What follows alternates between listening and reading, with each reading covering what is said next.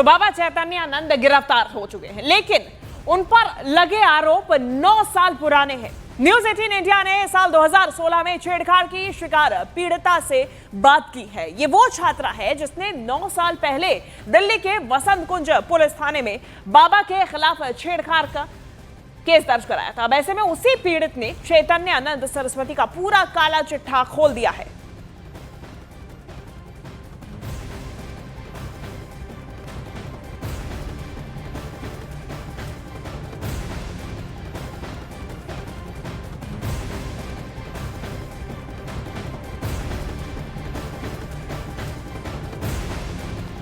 तो बाबा चैतन्यानंद की गिरफ्तारी क्यों जरूरी है, आपको बताते हैं। सबसे पहले आप पूरी खबर एक बार फिर जान लीजिए।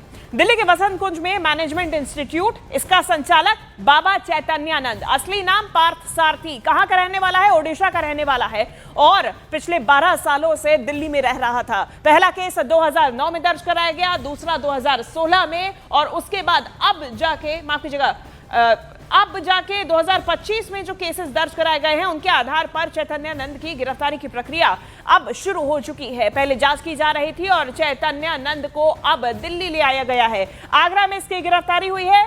सबसे बड़ी बात, आगरा में चैतन्यानंद अपने ठिकाने पर नहीं बल्कि एक होटल में शातिर तरीके से छुपकर बैठा हुआ था, यहां पे ठहरा हुआ था। इसे ट्रेस किया गया, इसकी लोकेशन आखिरी आगरा बताई गई थी और दबिश देकर देर रात 3:30 बजे से गिरफ्तार किया गया। अब ऐसे में 3:30 बजे गिरफ्तारी के बाद में आगरा से इसे दिल्ली लाया गया है और ऐसे में 3.5 से 4 घंटे का ये जो सफर है ये तय किया गया। आगरा से अब ये दिल्ली पहुंच चुका है। करीबन 7:30 बजे इसे दिल्ली के वसंत कुंज थाने में लाया गया है। ये इस वक्त का सबसे लेटेस्ट अपडेट है। चैतन्यानंद की गिरफ्तारी हो चुकी है। इसका असली नाम पार्थ सारथी। तो ऐसे में बाबा चैतन्यानंद पर अब जो मामले सामने आए हैं उसमें तो 32 छात्राएं हैं, जिसमें से 17 मजिस्ट्रेट के सामने खुलकर अब जाके सामने आ रही हैं। लेकिन साल 2016 में जो पहली पीड़ित छात्र जिसने बाबा चैतन्यानंद के खिलाफ FIR दर्ज कराई थी, उससे सीधी बातचीत। जी नमस्कार, मैं आनंद तिवारी बोल रहा हूँ न्यूज़ 18 इंडिया से। आप ये बता सकती हैं आप किस टाइम पे इस इंस्टीट्यूट में एडमिशन लेके आई थी और पहली बार आपका ये जो पार्थ सारथी हैं इनसे कब सामना हुआ आपका, जब आपको इन्होंने हरास करना शुरू किया? जी देखिए, स्टार्टिंग से ही जब मैंने एडमिशन लिया था तब से ही इन्होंने मुझे परेशान करना शुरू कर दिया था। ये इनका एक ऐसा रहता है कि एक मतलब ग्रुप में 1 या 2, 3 जितना भी उन्हें समझ में आता है वो टारगेट पहले ही सेट कर लेते हैं। जी, जितना मुझे पता चला है और मेरे साथ जो हुआ है उसके हिसाब से। जी, तो उसके बाद वो अपना जो है स्टार्ट करते हैं हरास करना या परेशान करना। चीजों को स्टार्ट करने के लिए कहीं ना कहीं कोई एक बेस चाहिए, तो स्टार्ट करते हैं इसी से ही कि वो टारगेट पहले सेट करते हैं।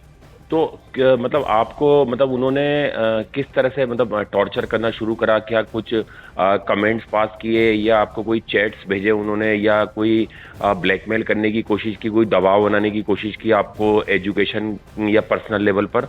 देखिए, इन लोगों का ऐसा है स्वामी का कि स्टार्टिंग से ये आपको बहुत ही ज्यादा जो है दिखा देंगे इतना कि अरे मैं आपको ऐसा करूंगा, मैं आपको फॉरेन ट्रिप पे भेजूंगा, आपका ऐसा करवा दूंगा, अच्छा प्लेसमेंट करा दूंगा। इस तरीके से ये लोग जो है, इन लोगों का पूरा ग्रुप है, वो पूरा बनाते हैं, सेट करते हैं कि बेस बना के कि ये अरे ये स्वामी है, यही जो है जो करते हैं वही वो यही करते हैं। तो आपको कितने टाइम पीरियड तक इन्होंने टॉर्चर किया और आपने क्या उस वक्त इंस्टीट्यूट को अपनी आप बीती बताई थी? परिवार को तो जाहिर सी बात है आपने बताया होगा, जो आपको वहाँ पे जो सफर किया आपने उस वक्त।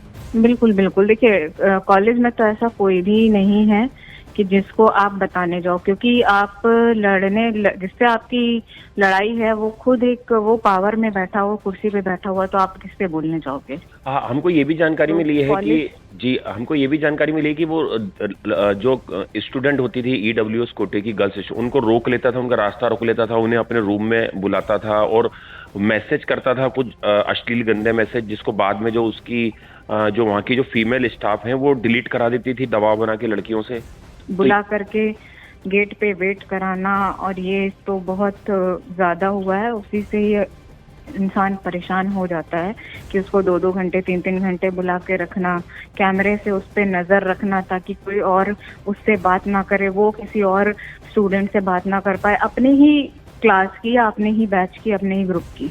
किसी से भी बात नहीं कर सकते हो, किसी से कोई आपसे बात नहीं कर सकता है, सबसे डिस्कनेक्ट होके बस जो मैं बोल रहा हूँ वो करा है। हमने सुना आपके घर कॉलेज नहीं बोलूंगी, मैं उसको कॉलेज नहीं बोलूंगी, वो एक जेल है। जी, मतलब आप बोल रही हैं जेल, इसका मतलब आपने जो सफर किया वो बहुत ज्यादा दर्दनाक है, जो शायद आप बता नहीं पा रही हैं, या जिस तरह से लग रहा है कि मतलब अंदर बहुत कुछ। देखिए वहाँ पर अंदर वही जा सकता है जिसको वो बुलाना चाहता है, वरना वो गेट ओपन ही नहीं होगा। जो मेन वहाँ का गेट है वो दरवाजा खुल ही नहीं सकता है। जाहिर सी बात है, जब आपने FIR कराई होगी तो इंस्टीट्यूट की तरफ से आपको दबाव भी होगा कि इस केस को वापस ले लो, और ये जो खुद पार्थ सारथी है इनकी तरफ से बहुत, मेरी फैमिली को बहुत ज़्यादा टॉर्चर किया गया। मुझे भी इवन इंस्टीट्यूट छोड़ने के बाद कम से कम 6 महीने तक मेरी फैमिली को परेशान किया गया। मेरे घर पे आके वहाँ के लोग आके बहुत ज़्यादा परेशान किए, वहाँ के स्टूडेंट्स को भी भेज रहे हैं, वहाँ का स्टाफ भी आ रहा है। आपके उस समय कोई आपकी जो साथी जो दोस्त थी, छात्राएं थी, क्या उन्होंने कुछ बाबा के कंटेंट को बताया जो कि रूम में बुलाते थे? और ये इसका थोड़ा फैक्ट बताएंगी जो पुलिस से जानकारी मिली है कि जो 3 वार्डन थी जिनको एक्यूज बनाया पुलिस ने, जिनके स्टेटमेंट लिए कि वो चैट से डिलीट करा देती थी फोन से, इसलिए पुलिस को एविडेंस के तौर पर बहुत सारी चीजें नहीं मिल पाई इस गर्ल्स के फोन में, जो विक्टिम थी उनके फोन में जब काउंसलिंग की गई। ये एक्चुअली ये जो बाबा है ये बहुत शातिर है ना, इन्होंने काम ही इस तरीके से किए हैं कि डायरेक्टली अप्रोच नहीं करते थे ना, वो किसी के थ्रू ही अप्रोच होता था, या डायरेक्टली अप्रोच होता था तो फिर उसको जबरन डिलीट करवा दिया जाता था, या इतना आपके ऊपर इतना टॉर्चर हो जाएगा या प्रेशर बना देंगे कि आप उस चीज को बोल ही नहीं पाओगे। अंदर कुछ सस्पिशियस एक्टिविटीज भी है, कभी आपने नोटिस की हो कोई ऐसे लोगों का कि कोई आ रहे हैं लगातार, जैसे लग्जरी गाड़ी हमने देखी इनकी मिली है, नंबर फर्जी नंबर मिले हैं डिप्लोमेट्स के, कभी अपने आप को पार्थ सारथी बता रहे हैं, कभी चेतानंद सरस्वती बता रहे हैं, कभी डिप्लोमेट बता रहे हैं, ये जो बाबा है अपने आप को। देखिए ये बिल्कुल ही फर्जी इंसान है। जब एडमिशन लिया गया था उसके बाद जितने भी उन्होंने हम लोगों को, हमारे बैच को, इवन सीनियर्स को, जब भी उन्होंने अपना स्पीच दिया है तो वो ये बोलते थे कि मैं ब्रिक्स का मेंबर हूँ। आप समझ रहे हैं, ब्रिक्स का मेंबर होना, बोलना ये कितना बड़ा खुद एक जुर्म है जी। जबकि आप कुछ भी नहीं हो, लेकिन आप वहाँ ऐसा दिखा रहे हो कि मैं ब्रिक्स का मेंबर हूँ, मेरे पास इंटरनेशनल जो है नेशनैलिटी भी मेरी इंडियन नहीं है, मुझे वहाँ की भी नेशनैलिटी मिली हुई है और मुझे इंडियन भी मिली हुई है। नहीं, जाहिर सी बात है आप पहली विक्टिम थी जिससे कि बाबा का पूरा काला चिट्ठा उजागर हुआ है। ये जो महिला वार्डन थी, मैं पहली विक्टिम नहीं थी, उससे पहले भी बहुत बार हुआ है। इवन मैंने तो यहाँ तक भी सुना है कि उस हॉस्टल में जो है कई एक आध लड़कियों ने सुसाइड भी अटेम्प्ट किया है। अच्छा, मुझसे पहले। वो रिपोर्टेड नहीं हुआ है शायद, या रिपोर्ट हुआ है आपके नॉलेज में? मैंने तो इंटरनली ही सुना है वहाँ के लोगों से ही। ये जो मैम ये जो 3 वार्डन हैं, क्या इनसे कभी आपका सामना हुआ था, जो बाबा का सारा मतलब एक तरीके से जो बाबा का गंदा काम था उसको कंट्रोल करती थी, बाबा को शय देती थी, और बाबा बिल्कुल एडमिशन कराने से लेकर के लास्ट तक उन्होंने जो है हमें अपना रोल वहाँ पे दिया है। एडमिशन भी वही लोग कराती हैं, बच्चों को झूठ बोल के फंसाती भी वही लोग हैं। एक आखिरी सवाल मेरा, ये बहुत जरूरी, आपने बहुत बड़ी बात बोली है कि ये इंस्टीट्यूट नहीं है, जेल है। कुछ आप और ऐसी चीज बताएंगे जो आपने सफर की, क्योंकि एक इंस्टीट्यूट होता है, एक आदमी करियर के लिए अपना वहाँ पे एजुकेशन के लिए जाता है, और अगर आप हॉस्टल में रह भी रही हैं तो एक घर जैसा माहौल मिले, खासतौर पे छात्राओं को, लेकिन आप बोल रही हैं अगर वो जेल है तो ऐसी क्या चीज थी वहाँ पर?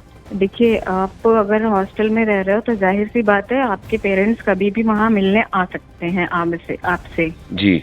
मैं अगर मेरे पेरेंट्स आना चाहें तो मेरे पेरेंट्स के लिए भी उस कॉलेज का गेट नहीं खोला गया। 2-2 घंटे 3-3 घंटे वो बेचारे बाहर खड़े होकर के ही वापस चले गए। ये मैम क्लासेस भी देते थे आप लोगों को, मतलब कुछ स्पिरिचुअल या कुछ कोई एजुकेशन? भगवत गीता करके ये क्लास लेते थे, जिसमें वो सिर्फ और सिर्फ अपनी ही वाहवाही के गुणगान करते थे। जैसे कि मतलब क्या, मतलब अपने आप को कोई अवतार बताते थे, क्या कहते थे ये? हाँ जी। कि मैं स्वामी हूँ, मैं बाबा हूँ।